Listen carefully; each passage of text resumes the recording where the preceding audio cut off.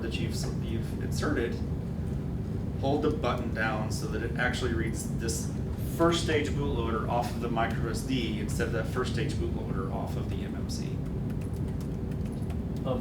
You said that it will look at the SD card first in that condition. If the button is held down when you apply power.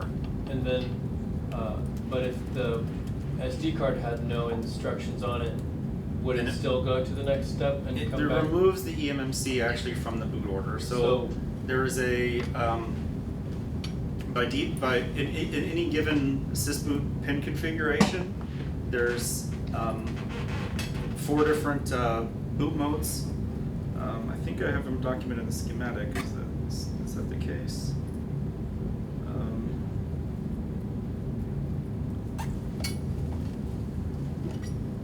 I think there's a table in the schematic just for quick reference. I didn't see it though.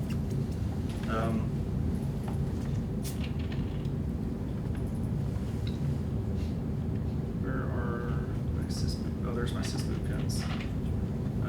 No, it's not in here. These are the sysboot pins with these pull up or pull down resistors.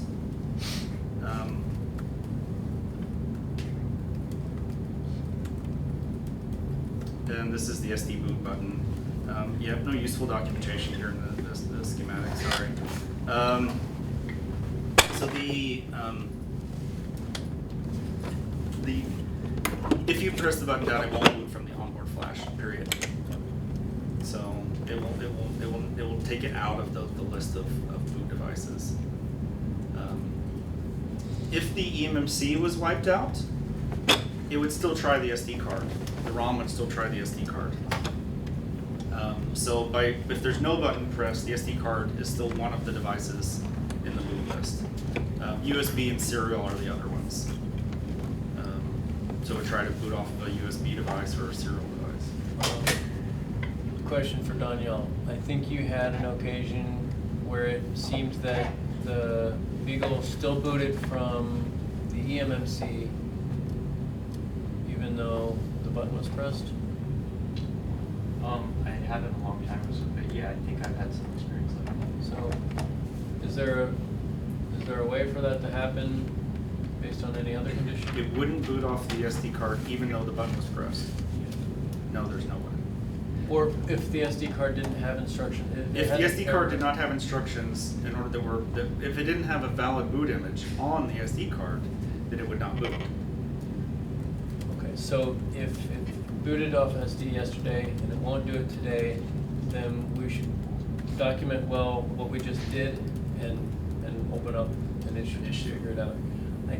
I haven't experienced it. A couple students said it did, but it's very hard to. There's a couple of different ways that you can. So when it boots off of either SD card or eMMC flash, there's a couple of things that the ROM bootloader will look for. One of the things it can look for was a FAT file system marked as with a bootable FAT partition and a file on that partition with a certain name. In general, I find that mechanism very fragile because it depends. There's a bug in the bootloader that requires it to be in the first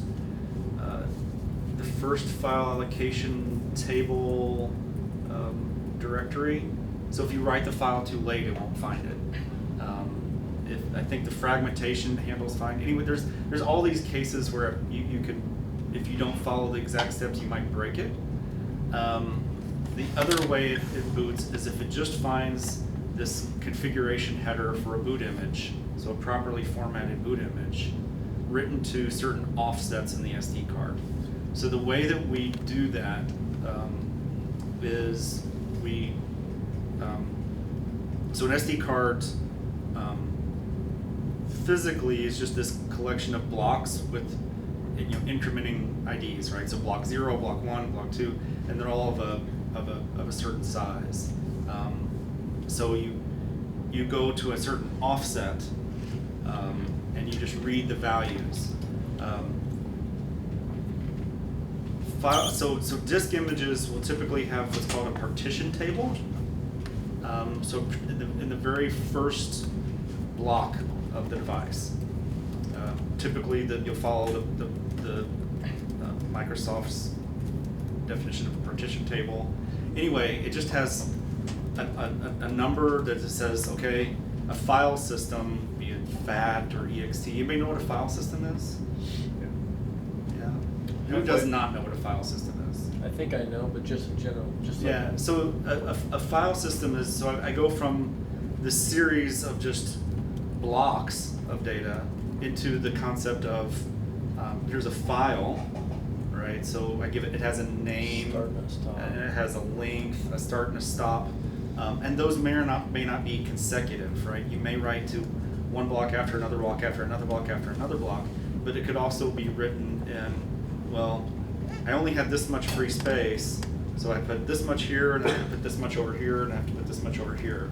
So file system deals with that, and each different types of file system does with storing the names and attributes and other things of files in a different way. So different operating systems support different file systems. The ext file systems are the most common native to Linux. FAT file system or file allocation table is probably the most universally understood file system, but it's fairly fragile. It doesn't have a lot of features that newer file systems have. We didn't put any FAT file systems in our. Well, there is no FAT file system in the Beaglebone.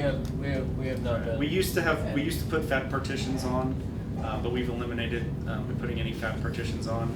If you plug it in and it shows up as a FAT device, that's actually a file that's sitting within the ext. It's just a file, not an actual partition. Windows just finds files if they're in the FAT.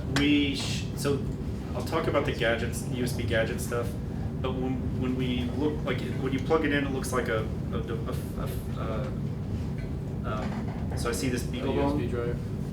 So I can put whatever content I want in there. This is a FAT file system, but it doesn't live as a partition on the disk. It's a file on the disk. So it's within the ext partition.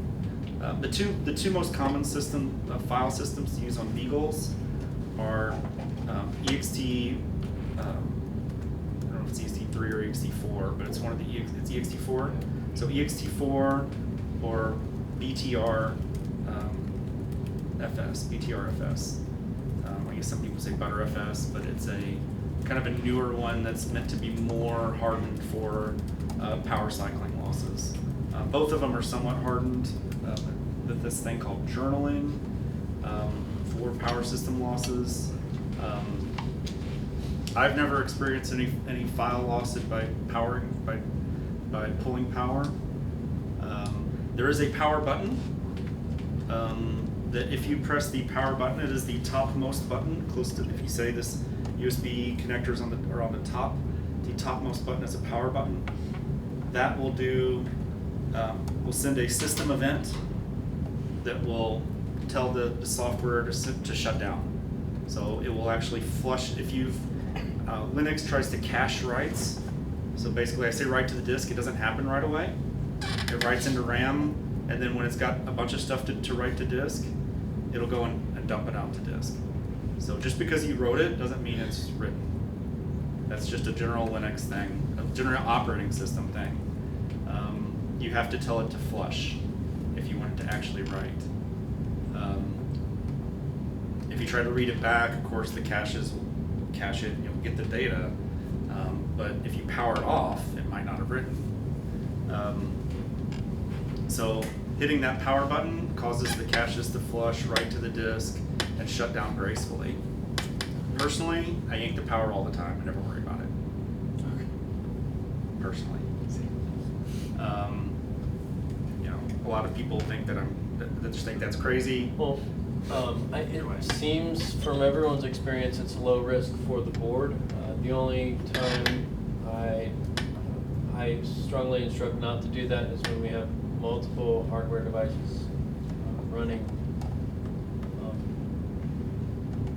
for good practice. That's kind of the instructions that we give in the lab. Okay. At this point, has everybody inserted the SD card, hold that SD button, because I think we've explained enough why you need to hold the SD button, and inserted the USB? Has everybody done that?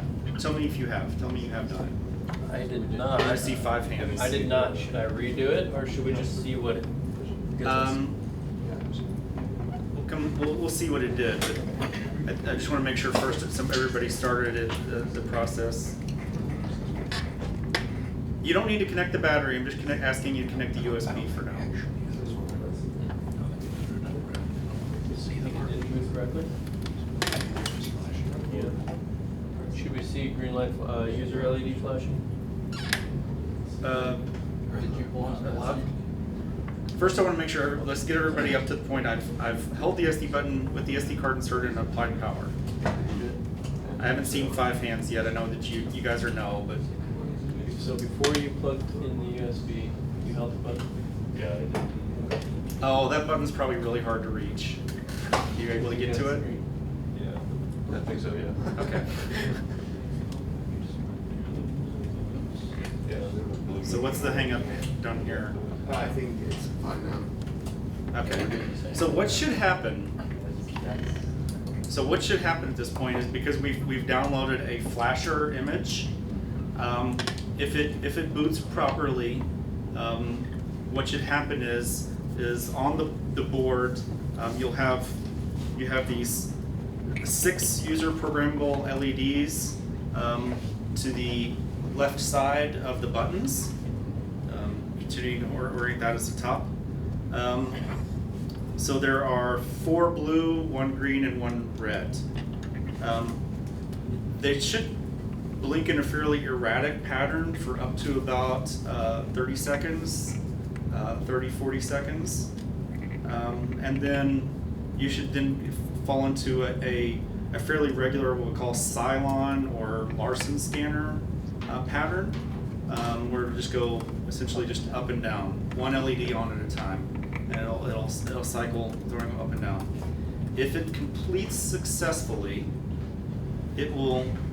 You'll also notice this. There's this power LED close to the power jack. If the flash operation completes successfully, it should shut down the power, shut down the board gracefully and power it off. And that LED should turn off. All LEDs should be turned off at the completion.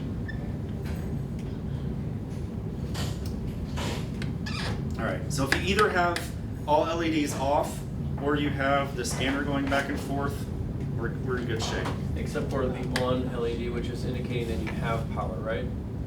I have to look at this particular LED if it's. So this blue one on the silk screen says on. Let me look at that LED. On the Beaglebone Black, it would actually shut the power LED off. I think I've never seen a blue with the LED off unless it doesn't have power. Let me look at where's the power LED anyway? Power is coming from power. No.